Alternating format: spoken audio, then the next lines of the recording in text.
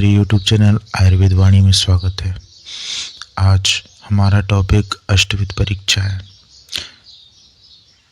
अष्टविध परीक्षा में रोग रत्नाकर ने रोगी की 8 प्रकार की परीक्षा का उल्लेख किया है, जिसमें सबसे पहली परीक्षा है नाड़ी परीक्षा, सेकंड है मूत्र परीक्षा, मल परीक्षा, जिह्वा परीक्षा, शब्द परीक्षा, स्पर्श, दृक और आकृति परीक्षा। हम इन 8 परीक्षाओं को अब डिटेल में देखेंगे। पहली परीक्षा आती है नाड़ी परीक्षा। इसमें बताया है कि दोषों की परिवर्तित स्थिति, जैसे कम कार्य में कमी, बढ़ोतरी या दोष के क्षय की स्थिति या दोष की वृद्धि की स्थिति या मिश्रित कार्य या सामान्य कार्य का निदान करने के लिए नाड़ी की जांच या परीक्षा करना अति आवश्यक है। नाड़ी परीक्षा में रोगों की संपूर्ण स्थिति का बोध होता है। नाड़ी परीक्षा का स्थान देखेंगे। वैद्य या रोगी को दाहिने हाथ, राइट हैंड जिसे हम कहते हैं, के अंगूठे के नीचे जड़ भाग में स्पर्श करके नाड़ी की परीक्षा करना चाहिए। इसमें इम्पोर्टेंट बात बताई है कि पुरुषों में दाहिने हाथ और स्त्रियों में बाहिने हाथ इसकी नाड़ी की परीक्षा हमें करना चाहिए। नाड़ी परीक्षा की विधि देखते हैं तो चिकित्सक या वैद्य को आरामदायक स्थिति और मनोदशा में बैठकर प्रातः काल 1 प्रहर नाड़ी की परीक्षा करना चाहिए। वैद्य स्वयं के वाम हस्त से रोगी के दक्षिण हस्त की कोहनी, जिसे हम कर्पूर संधि कहते हैं, एल्बो जॉइंट को धीरे से पकड़कर दक्षिण हस्त से की तर्जनी, मध्यमा, अनामिका उंगलियों का प्रयोग करके नाड़ी की परीक्षा करना चाहिए। अब तर्जनी उंगली, मध्यमा और अनामिका हमारे हाथ की 3 उंगलियां हैं, जिसमें से हर उंगली में हमें प्रत्येक दोष का ज्ञान होता है। तो तर्जनी उंगली जो है उसमें हमें वात का ज्ञान होगा, मध्यमा में पित्त का और अनामिका में कफ दोष का हमें अनुमान। इसके पश्चात हम देखेंगे नाड़ी की गति। तो सबसे पहले 3 प्रकार की नाड़ी की गति बताई है। पहली मंद गति की नाड़ी, द्वितीय है मध्यम, तृतीय तीक्ष्ण। पश्चात हम दोषानुसार नाड़ी देखेंगे। सबसे पहले है वातज नाड़ी के लक्षण। वातज नाड़ी जो होती है उसके लक्षण क्या होते हैं? तो सबसे पहले तर्जनी उंगली से इसका स्पर्श का ज्ञान होता है। तर्जनी उंगली से हमें वातज नाड़ी का अनुमान लगाते हैं। तो सबसे पहले ये है कि यह नाड़ी सर्वोपत चलती है सांप की तरह, शीघ्र एवं मुहुर्मुहुर, कभी बहुत तेज होगी, कभी बहुत धीरे होगी, तीव्र होगी, संकुचित एवं शीतल होगी और अनियमित होगी, विषम होगी। जैसे वात विषम होती है, कभी स्लो कभी फास्ट, ऐसी अनियमित होगी या और चंचल होगी। ये वातज नाड़ी के लक्षण हैं। फिर आती है पित्तज नाड़ी। पित्तज नाड़ी में बताया है कि इसका ज्ञान हमें मध्यमा अंगुली से होता है। यह काक मतलब कौआ, मंडूक, मेंढक के समान प्रतीत होती है, अनुभव किया जाता है। तीव्र एवं अति स्पंदित होती है, स्पष्ट, उष्ण एवं नियमित मध्यम गति की होती है। फिर उसके बाद आती है कफज नाड़ी। कफज नाड़ी का अनुमान अनामिका अंगुली से किया जाता है। यह मंद गति एवं गति में मंद होती है, हंसवत एवं मयूरवत होती है। कपोत मतलब कबूतर के समान के चलने के समान इसकी स्पंदन होता है, स्पष्ट, शीतल एवं नियमित होती है। अब इसके बाद अंतिम त्रिदोषत जो होती है, सन्निपात त्रिदोषत नाड़ी के बारे में देखेंगे। तो यह तीनों दोष के मिक्स लक्षण इसमें देखने को मिलेंगे। तो या तो कभी यह लावा पक्षी के समान तिरछी गति से होगा, या तीतर की भांति शीघ्र गति से होगा, या कभी वर्ती के समान धीरे गति के होगा। ये तीनों प्रकार के लक्षण इसमें दिखेंगे। फिर नेक्स्ट आता है द्वंद्वज नाड़ी। इसमें एक कोटेशन बोला है कि कदाचित मंद गमनः, कदाचित वेग वहनी, मतलब कभी ये नाड़ी तीव्र गति से गमन करेगी या कभी मंद गति से गमन करेगी। कभी स्थान से च्युत मतलब स्थान से विपरीत हो जाएगी, स्पंदन प्रतीत नहीं होगा। इसके पश्चात नाड़ी के पर्याय बताए हैं। नाड़ी के पर्याय क्या होते हैं? नाड़ी का पर्याय है स्नायु, नाड़ी, हंसी, धमनी, धरणी, धरा आदि आदि इनके पर्याय हैं। अब प्राकृत नाड़ी के लक्षण बताए हैं कि प्राकृत नाड़ी में कोटेशन बताया है कि सुखितस्य स्थिरः गेयः तथा बलवती स्मृतः। प्रकृति नाड़ी स्थिर एवं बलवती होती है। जो प्राकृत नाड़ी होती है वह स्थिर होगी और बलवती होगी। अब कुछ पैथोलॉजिकल कंडीशन बताई गई है नाड़ी की। तो ज्वर में यदि पेशेंट ज्वर में है तो ज्वर में जो है नाड़ी उष्ण एवं वेगवती होगी, उष्ण होगी और वेग के साथ चलेगी। मंदाग्नि में मंद नाड़ी होगी, क्षीण धातु क्षीण में मंद नाड़ी होगी, रक्त प्रकोपक में होगी कोष्ण एवं गुरुवी नाड़ी होगी, मतलब हैवी होगी। फिर उसके बाद आता है अरिष्ट लक्षण में स्थान विमुच एवं अति तीक्ष्ण, मतलब अपने स्थान से विमुचित हो जाएगी और बहुत ज़्यादा तीक्ष्ण होगी। फिर आता है नाड़ी परीक्षा में वर्ज्य है, मतलब कब कब नाड़ी परीक्षा हमें नहीं करना है। तो स्नान के तुरंत बाद हमें नाड़ी की परीक्षा नहीं करना है, भोजन के तुरंत बाद नाड़ी की परीक्षा नहीं करना है, क्षुधित एवं त्रसित मनुष्य मतलब भूख प्यास से ग्रसित मनुष्य की नाड़ी की परीक्षा नहीं करना है, मद्यपान किए हुए व्यक्ति के मन को नाड़ी की परीक्षा नहीं करना है, क्रोधातुर जिसे बहुत ज़्यादा क्रोध में है उसकी नाड़ी की परीक्षा नहीं करना है, व्यायाम से थके हुए व्यक्ति की नाड़ी की परीक्षा नहीं करना है। नेक्स्ट परीक्षा है मूत्र परीक्षा। मूत्र परीक्षा में सबसे पहले इसका कलेक्शन ऑफ यूरिन बताया है कि हमें यूरिन का कलेक्शन कैसे करना है। तो इसमें श्लोक है, उसमें उसका डिस्क्रिप्शन बताया है कि निशा के आखिरी या चौथे प्रहर में ब्रह्म मुहूर्त में रोगी को उठाकर कांच के पात्र में जमा कर सूर्योदय के पश्चात इसकी परीक्षा करें। मतलब निशा काल के आखिरी पहर मतलब रात्रि के आखिरी प्रहर में, मतलब ब्रह्म मुहूर्त में आखिरी पहर मतलब रात्रि का आखिरी पहर ब्रह्म मुहूर्त होता है। तो ब्रह्म मुहूर्त में पेशेंट को उठाना है, उससे उसकी यूरिन को एक कांच के पात्र में जमा करना है। जमा करके उसकी जो परीक्षा है जो है सूर्योदय के पश्चात होगी, मतलब हमें रात्रि के अंतिम पहर में यूरिन को जमा करना है और उसकी परीक्षा जो करेंगे हम सूर्योदय के पश्चात करेंगे। अब मूत्र परीक्षा के लिए मूत्र के प्रथम धार को जमा ना करें और मध्यम धार को जमा करना है। प्रथम धार को जमा ना करके मध्यम धार का जमा करना है और उसके पश्चात उसकी परीक्षा करना है।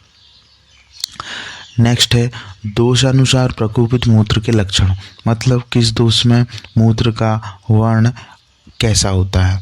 तो वाते पांडुरम, मतलब वात में पांडुरम पेल लाइट येलो कलर का होगा। फिर आता है रक्त वर्ण भवेत पित्ते, मतलब रेड कलर जो होगा पित्त दोष के अनुसार होगा। मूत्रम सफेनम कफम रोगिणम, मतलब फैन युक्त वाइट कलर जो होगा वह कफ दोष के कारण होगा। फिर वात और पित्त द्वंद्वज दोष आ जाएंगे, वात और पित्त दोनों साथ में होंगे तो धूम मिश्रित जैसा होगा।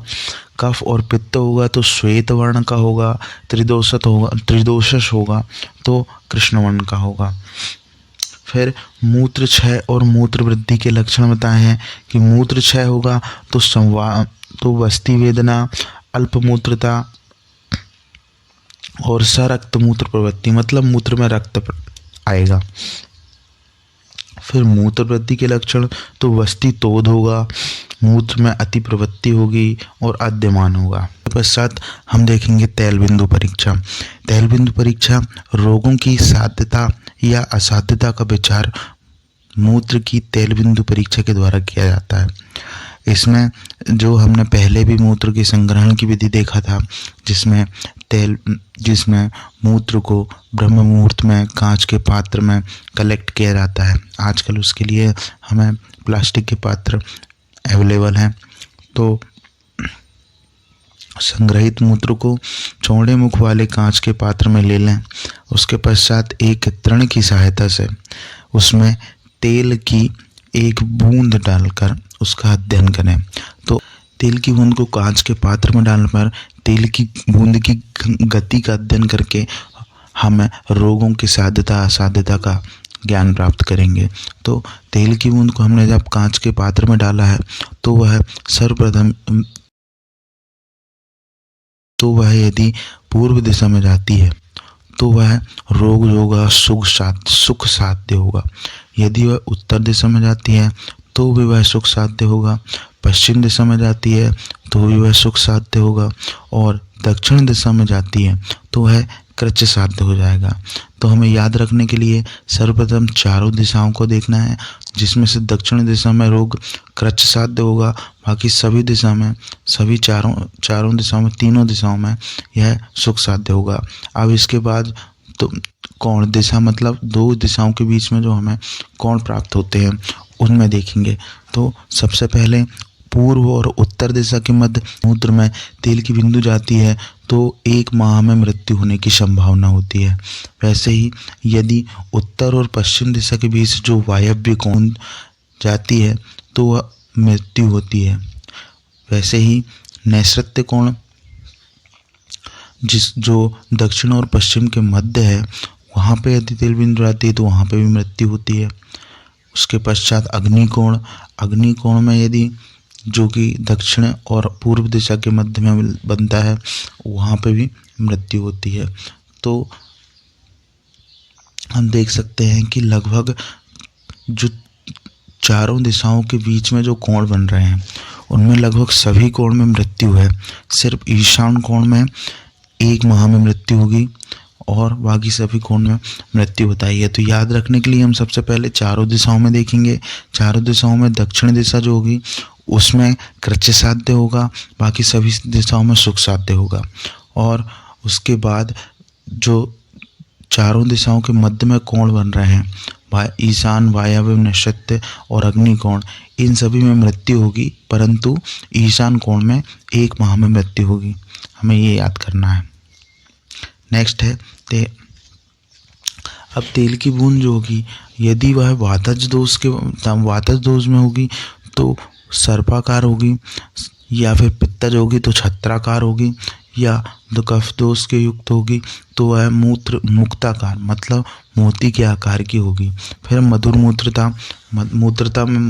में मधुरता आएगी तो मधुमेह के लक्षण है, ये सभी जानते हैं। पीत्र मूत्रता पांडु रोग के लक्षण, पित्तज पांडु के, यह भी सभी जानते हैं। नेक्स्ट परीक्षा है मल परीक्षा। मल परीक्षा हम करते समय सबसे पहले हम कौन कौन सी बातों का ध्यान रखेंगे कि मल की प्रवृत्ति, मात्रा, संहिता, कंसिस्टेंसी और वर्ण, यह हम 4 पॉइंट्स का हमें यहाँ ध्यान रखना है। तो हम देखते हैं दोषों के अनुसार मल की परीक्षा के लक्षण। मल के लक्षण, वात दोषज मल होगा वह शुष्क होगा और दृढ़ होगा। पित्त दोषज होगा पीत वर्ण का, द्रव्य मृदु होगा। कफ दोषज जो मल होगा शुक्ल वर्ण का, आम युक्त होगा। सन्निपातज होगा श्याम वर्ण का, पीताभबद्ध एवं श्वेत होगा। फिर आता है कफ द्वंद्वज मल, मतलब 2 प्रकार के दोष जिस मल में इंक्लूड होंगे, ऐसे कि वात और कफ दोषज में कफिश वर्ण का होगा, वात पित्त में होगा मलबद्ध होगा एवं पीत श्याम वर्ण का होगा, पित्त कफज में श्वेत वर्ण का एवं सांद्र या फिर पिच्छल होगा। फिर इसके बाद मल की परीक्षा देखते होंगे। साम निराम के अनुसार हम इसमें परीक्षा देखते हैं कि मल में साम या निराम परीक्षा हेतु जल में डालकर मल की परीक्षा करेंगे। तो यदि हमने मल को जल में डाल दिया तो उसमें 2 लक्षण होंगे। कौन कौन से? यदि अत्यंत दुर्गंध युक्त चिकना मल जो जल में डालकर परीक्षण करें तो वह डूब जाए तो वह आम युक्त माना जाएगा। फिर यदि सैम अत्यधिक दुर्गंध युक्त ना हो, जो दुर्गंध युक्त ना हो, स्वाभाविक दुर्गंध युक्त हो और जल में तैरता रहे, वह निराम होगा। उसके बाद आती है दृक् परीक्षा। दृक् परीक्षा मतलब दृष्टि परीक्षा, आँखों की परीक्षा हम करेंगे। सबसे पहले आता है, यदि आँखों की परीक्षा हम करते हैं तो दोष के अनुसार उसमें कुछ लक्षण बताए गए हैं। वात प्रकोपक यदि लक्षण देखेंगे तो उसमें चंचल, रौद्र, अंतर्ज्वाला, रूक्ष, नील एवं धूम्र अरुण वर्ण की होगी। पित्तज प्रकोप में यदि अरुण वर्ण, हरिद्रा, रक्त, मलिन, तीक्ष्ण, कोप एवं ज्योति में देखने में असमर्थ। और कफ प्रकोपक में जल में पूर्णता होगी, ज्योतिहीनता देखने को मिलेगा।